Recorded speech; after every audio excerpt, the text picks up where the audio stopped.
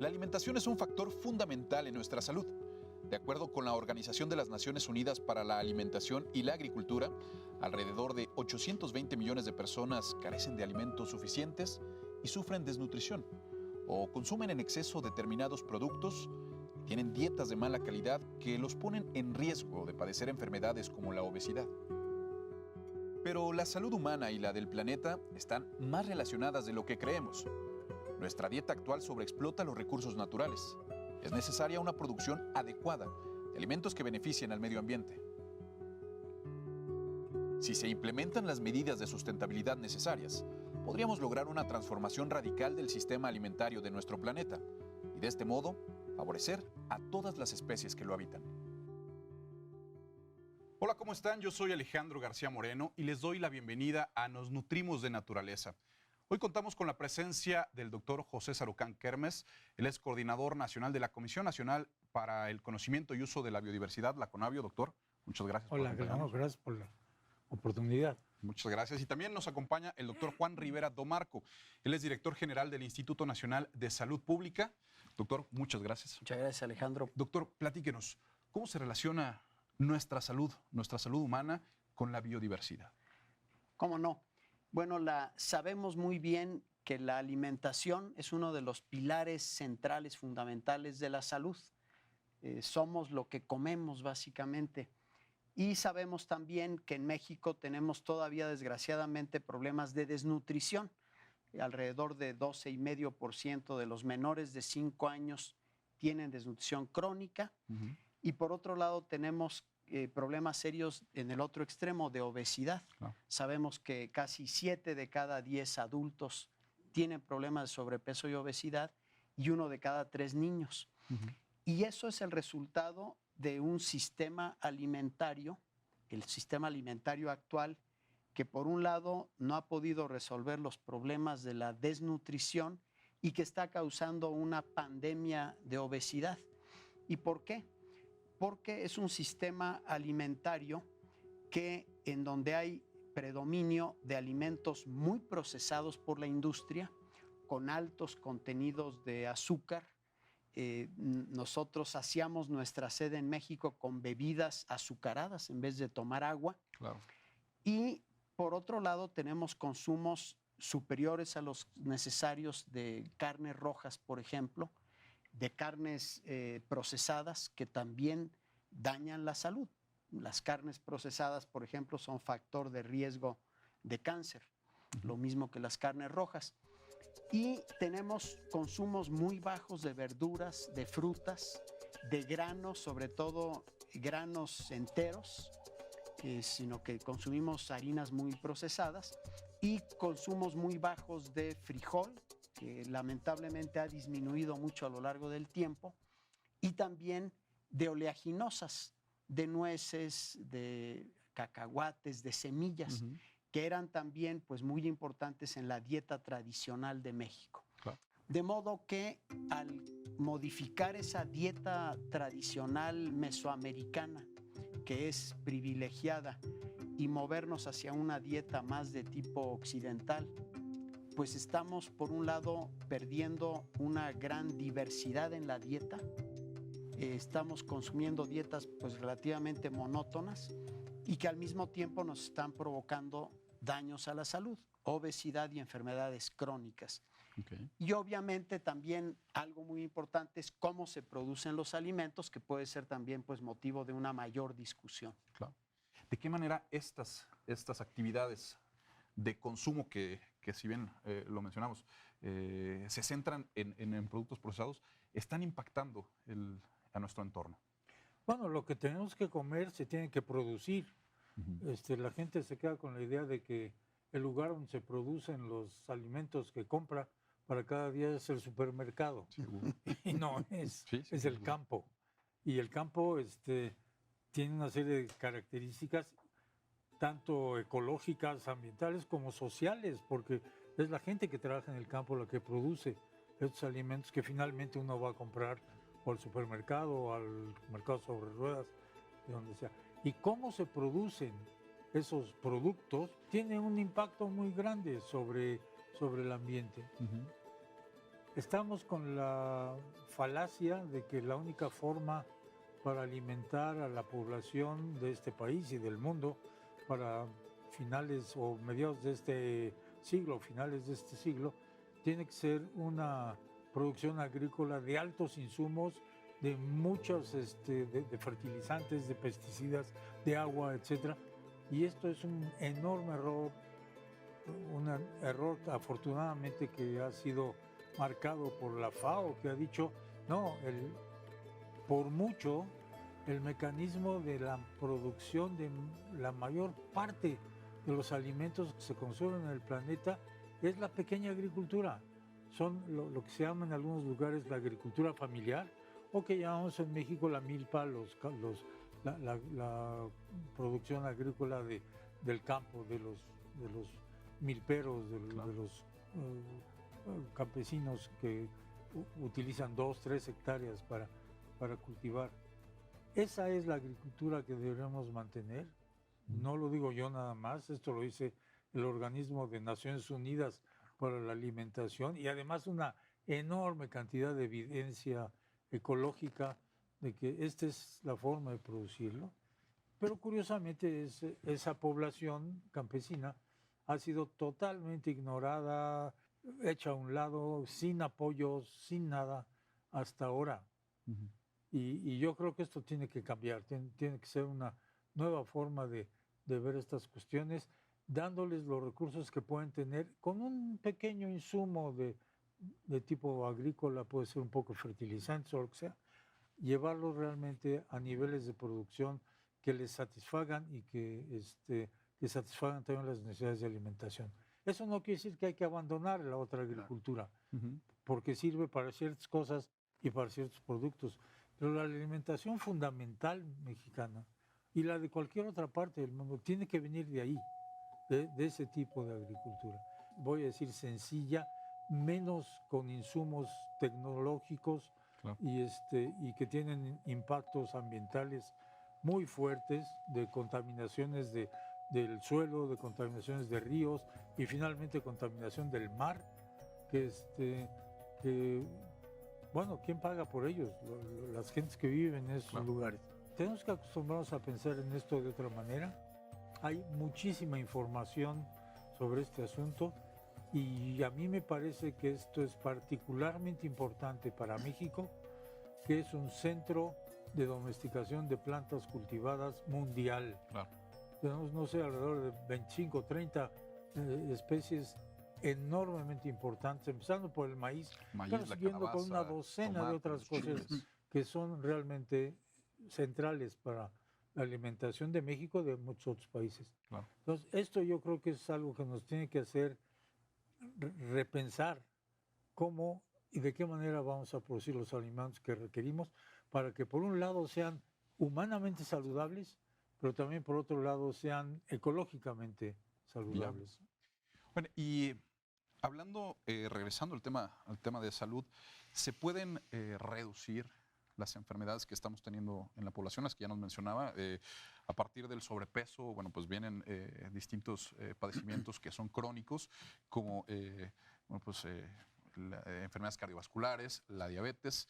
¿Se puede reducir este tipo de enfermedades con la nutrición? Eso, si quiere, nos lo platica. Vamos a un corte, regresamos, claro, con este tema. Quédense con nosotros. Estamos, como bien lo mencionábamos, con estas tres grandes temas en nuestro país, que es la salud, la alimentación y la biodiversidad. Así es. Quédense con nosotros, regresamos. Bueno, pues regresamos y seguimos con esta pregunta que ya se había planteado. ¿De qué forma se puede reducir los riesgos de padecer alguna enfermedad a través de la alimentación y también a través de los productos que nosotros utilizamos en nuestra alimentación, doctor? ¿Cómo no? Bueno, hay evidencia muy, muy clara de alimentos que favorecen la salud y otros que dañan la salud.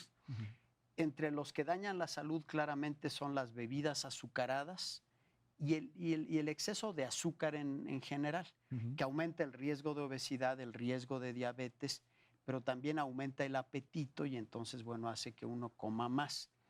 Por otro lado, está también los alimentos ultraprocesados, hay estudios recientes que muestran que si uno consume alimentos ultraprocesados, uno acaba comiendo más en el día y aumenta de peso. Están las carnes y los embutidos que aumentan muchos riesgos. Y por otro lado, hay alimentos que es claro que reducen riesgos. Por ejemplo, frutas, verduras, cereales de grano entero, leguminosas, frijoles, etcétera, y nueces. Todas estas reducen riesgos de distintos tipos de cáncer y de enfermedades cardiovasculares. Entonces, la dieta que propusimos en esta publicación de Lancet, que se publicó en enero del 2019, es que vayamos hacia una dieta predominantemente de vegetales, verduras, frutas, nuevamente frijoles y otras leguminosas, semillas, nueces, oleaginosas en general, granos enteros y cantidades ya pequeñas de carnes rojas, carnes blancas, de pescado, es decir, no es que se excluyan, de aceites, aceite vegetal particularmente, y también de tubérculos, de papas, etc. Y cantidades muy, muy pequeñas de azúcar, es decir, quien quiera consumir azúcar, pero cantidades realmente muy pequeñas. Bueno, fíjese, la estimación que hicimos en ese estudio del número de muertes que se podrían prevenir en un año si todo el mundo modificara su dieta, cosa que desde luego es muy difícil, es de 11 millones de muertes prevenidas. Sí, es impresionante porque son pues, todas las muertes derivadas de las enfermedades crónicas. Entonces la respuesta es que sí, con una dieta saludable podemos reducir un gran número de enfermedades que son obesidad, enfermedad cardiovascular y cáncer sobre todo. Son los principales problemas que se pueden resolver. Y en este estudio que menciona de Lancet, lo interesante es ver cómo se aborda la parte médica, pero también tomando en cuenta los factores de los recursos naturales que tenemos disponibles. Claro. Y en ese sentido, doctor, ¿cuál es su opinión de este ejercicio donde se hace esta recomendación a voltear hacia una dieta que, lo platicábamos en el corte, en nuestro país ha sido una tradición desde hace muchísimo tiempo? Déjeme decirle, Alejandro, que cuando me enteré de la publicación de Lancet, yo di un brinco de gusto, porque muchos teníamos años insistiendo que la forma en que se estaban produciendo los alimentos para el tipo de dietas que se estaba volviendo cada vez más y más común en muchos países, incluyendo China, Claro. Era insostenible. Es decir, los costos ambientales de producir esos alimentos son enormes. La producción de carne a través de granos particularmente, que es la forma más importante de producción de granos, porque las vacas ya no van a pastar. Es verdaderamente, terriblemente ineficiente. Sí. Se necesitan alrededor de 7 kilos de granos de maíz, o 7,5, para producir un filete modesto de 350 gramos y como 350 litros de agua para producir ese mismo cacho de filete. Claro. Yo siempre cuando doy estas charlas le pregunto a la gente, ¿quién de ustedes iría a un restaurante? Le diría al mesero, me trae por favor 7,5 kilos de maíz y 350 litros porque voy a comer. Nadie. Digo, esto no está en la cabeza de la gente. Y esto es una de las cosas que yo creo que tenemos que transmitir a la gente, de las implicaciones del tipo de dieta que asumimos para esto. Eso no quiere decir que no comer para nada carne roja. Hay gente que no come carne roja para nada porque son vegetarianos. Mis respetos. Pero no creo que hay que llegar a ese punto. Pero sí reducirlo muy claramente y también ir a cierto tipo de carnes que son menos ambientalmente costosas. La carne de cerdo, por ejemplo, es menos costosa que ecológicamente que la carne de res, ¿no? Pero ¿qué tal si también empezamos a promover producción de carne que podría darse de manera más ecológica? Claro. Con un manejo de silvopastoril, por ejemplo, del ganado, que reduce los impactos. Hay muchas cosas ligadas aquí. Claro. que pueden servir en conjunto como soluciones a los problemas en los que estamos metidos y que son verdaderamente muy serios, ¿no? Y yo agrego desde el punto de vista de la salud sobre el comentario del doctor Sarucán, que me pareció extraordinario. Fíjese, la clave para tener una dieta saludable, además de tener una dieta predominantemente vegetal, como la que hablamos, es la variedad. Si yo todos los días lo único que como es una lechuga como verdura, no me voy a nutrir bien. Yo necesito una diversidad de alimentos. Algunos van a tener vitamina A, otros vitamina C, otros vitamina B1, otros tiamina, etc. Bueno, lo que habla el doctor Sarucán, en México es de los países donde nos podemos dar el lujo de comer todos los días una gran variedad de verduras, pero una gran variedad, y además tenemos una cocina tan rica que integra todas estas verduras, incluso carne también, semillas, una gran cantidad de semillas oleaginosas, frijoles. Bueno, esa riqueza culinaria de la que habla el doctor Sarucán, esa riqueza también en nuestra biodiversidad, nos hace a este país un país verdaderamente de lujo y deberíamos aprovecharlo y presumirlo. La dieta mesoamericana podría ser el orgullo nuestro, así como los mediterráneos hablan de la dieta del Mediterráneo, que en efecto es una dieta muy sana. Bueno, nosotros también podamos crear el concepto de la dieta mesoamericana muy rica. Y como decía el doctor Sarucán, en vez de que la industria esté haciendo un ultraprocesamiento de alimentos que agrega azúcar y grasas y que está generando obesidad, ¿por qué no se dedican a un tipo de industria alimentaria de poco procesamiento, pero solo el necesario para que las madres lleguen y no tengan que cocinar los frijoles durante 2 horas, sino que lo puedan cocinar en 15 minutos, claro, pero que sean frijoles precocidos? Es decir, es un ejemplo, pero yo creo que como ese hay muchos. Puede haber una industria de alimentos sanos y en este momento la verdad es que no mucho de lo que se nos vende es sano. Claro. Esto me pone a pensar un poco en lo que comentaban y planteaban aquí, es nuestros estilos de vida. Nuestro estilo de vida hoy en la actualidad se revirtió. Lo que se vivía hace algunas décadas, hace 50, 60 años, donde el 50, 60%, 70% de la población vivía en la zona rural, en el campo, y tenía acceso a toda esta variedad de alimentos, a comer distintas cosas y comer por temporada, a concentrarnos 70% en las ciudades y comer productos pues directamente de los supermercados y estar acostumbrados no a los productos de temporada, sino a consumir, a comprar lo que prácticamente quiero y se me antoja. ¿Les parece si retomamos esto después de un corte? ¿Cómo no? Sí. Bueno, pues vamos a un corte y regresamos. Quédense con nosotros. Y bueno, continuamos en Nos Nutrimos de Naturaleza con este tema que planteamos previo al corte. ¿Son más saludables los hábitos alimenticios en zonas rurales hoy en día? ¿Qué está pasando? ¿Qué pasaba hace algunos años y que hoy en día ya no estamos teniendo?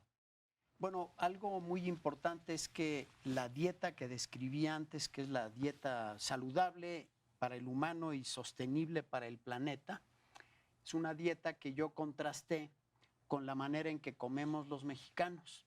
Y encontré que cuando yo lo comparaba con el consumo en zonas urbanas, pues resultaba que nos apartábamos mucho de esta dieta. Consumimos cantidades muy, muy inferiores de verduras, de frutas, de frijoles, consumos muy altos de carnes rojas, de azúcar, desde luego, y también muchas harinas refinadas.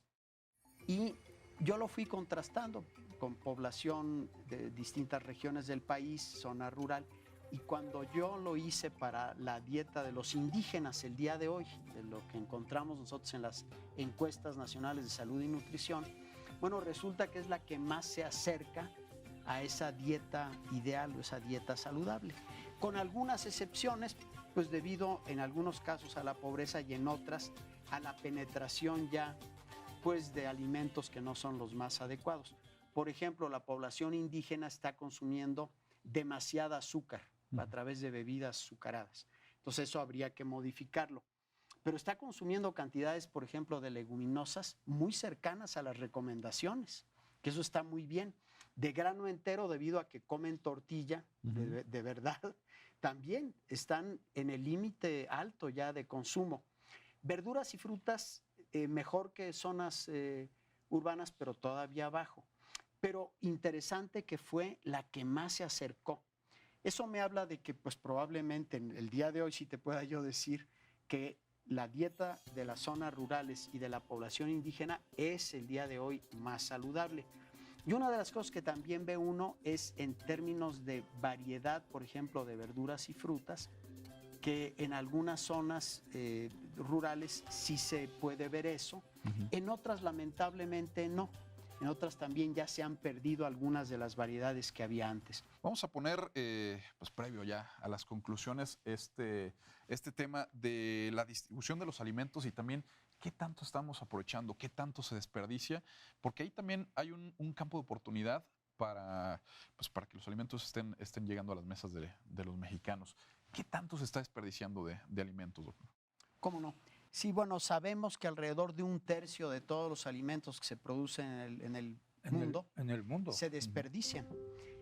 Eso es terrible porque, por un lado, hablábamos de que la actividad agrícola, la agricultura o el sistema alimentario está generando deterioro en el ambiente, en el planeta. Calentamiento global, eutrofización de tierras y mares, etc.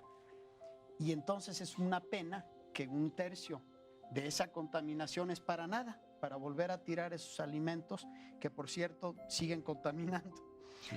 Y además de todo, la tristeza es que hay 850 millones de personas que tienen hambre en el mundo. Entonces, eso no tiene ningún sentido.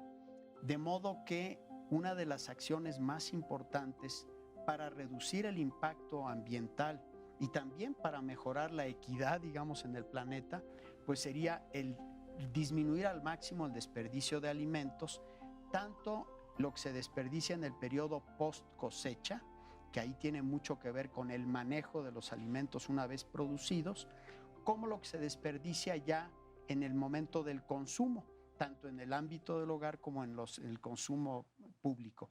Y ahí yo creo que hay ya acciones en México, por ejemplo, están los bancos de alimentos, que a mí mi recomendación que yo le haría a los bancos de alimentos es aprovechen para que su papel sea el de recuperar esos alimentos que se pueden echar a perder, más que distribuir alimentos ultraprocesados, porque entonces ya no tiene mucho sentido. Claro.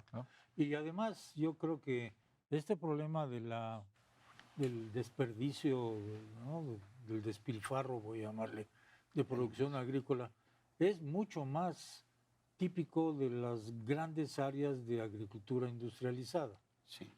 No la de los pequeños productores. Pues, también damos esto porque creo que es importante en términos de los estímulos y los apoyos que se le debe dar a esa gente en este país para que realmente estén en muchas mejores condiciones y hagan algo que es absolutamente invaluable: el transmitir la experiencia y el conocimiento y los saberes que tienen a las generaciones nuevas. Sí. Y si eso lo hacemos, yo estoy seguro que una buena cantidad de jóvenes que se han tenido que ir de braceros volverían a vivir un campo que es atractivo, que es estimulante, que deja una vida digna y que realmente reforzaría enormemente nuestra capacidad humana de producción de alimentos, de valoración de estos mismos cosas, ¿no? A mí me parece que, en resumen, lo que tenemos que hacer es eso. Tenemos que propiciar los mercados locales lo más posible. Justamente. Doctor, ¿usted qué piensa a propósito de esta parte de revalorizar lo local? Me parece que ese es fundamental, revalorizar lo local, apoyar la producción local de pequeña escala, tradicional, generar mercados locales. Eso va a ser invaluable, y hay que agregarle lo que decía el doctor Sarucán, el gran patrimonio que tenemos con nuestros campesinos, que si se pierde toda esa experiencia milenaria, perdemos un patrimonio que ahí sí, ¿dónde? ¿Cuándo lo recuperamos? No, nunca. Y que se ha traducido, bueno, también, por ejemplo, en la gastronomía, que es reconocida a nivel internacional. Y que también tiene que ser promovida inteligentemente, cuidadosamente, caray, hay una bola de gente joven en este país con creatividad, con Claro. ganas de entrar en estas cosas, que tienen ideas fenomenales, y que podrían ser instrumentales en diseñar políticas, en diseñar estrategias Claro. para promover esto. No se trata de que todo el mundo venga a comer a México, por Dios, no podríamos, pero sí de valorar estas cosas, Claro. que la gente local primero, nosotros valoremos estas cosas en la mejor medida posible y que sirva para que mucha otra gente se sienta atraída a venir acá, igual que hay gente que se siente atraída a ir a comer comida francesa o italiana, Claro. porque bueno, hay todo un ambiente de estímulo, de promoción de estas cosas que hace atractivo al asunto. Por si los italianos no valoraran su comida, no importa que cuántos extranjeros van a comer pasta, la gente que produce todas esas cosas estaría en la ruina. Claro. Es decir, tenemos que darnos cuenta Claro. de esto porque somos nosotros los que tenemos tenemos que que darle valorarlo. el valor real a ese enorme, enorme patrimonio que tenemos, ¿no? Muy bien, pues muy agradable esta charla, muchos temas que No, muchos. sin duda podríamos pasar muchos programas, que es un poco la idea Claro. de estas emisiones de Nos Nutrimos de Naturaleza. Plantear, poner sobre la mesa pues, los distintos escenarios de nuestro país, y en este momento fue hablar de la salud, de la alimentación y de los ecosistemas. Les agradezco gracias. enormemente la participación en este primer programa. Gracias al Canal 11 por esto, sin duda. Muchísimas gracias. Y bueno, pues continuaremos como les adelantábamos, hablando de más temas, poniéndolos sobre la mesa, literal sobre la mesa de los mexicanos. La producción, el consumo, la distribución y también la pérdida de nuestros alimentos influye de manera crítica en nuestra salud y también en el planeta. Una dieta adecuada con alimentos obtenidos de manera sustentable no solo es posible, sino que es necesaria, ya lo veíamos aquí, y es necesaria para transformar el sistema alimentario de nuestro país, pero también de distintos países. Garantizar la salud de las poblaciones, mitigar el daño en los ecosistemas y también al medio ambiente. Le agradezco mucho su compañía. Yo soy Alejandro García Moreno y lo espero la próxima semana con otro de los grandes temas que ya le adelantamos aquí. Muchísimas gracias.